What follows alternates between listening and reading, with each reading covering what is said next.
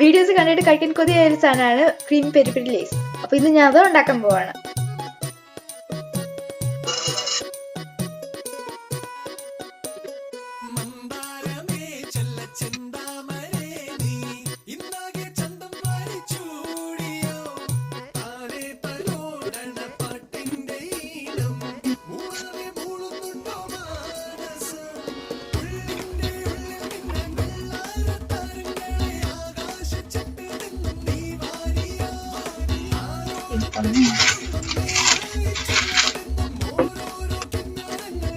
നമുക്ക് കഴിച്ചു നോക്കാം. എന്റെ വായിട്ട് വെള്ളം വന്നു.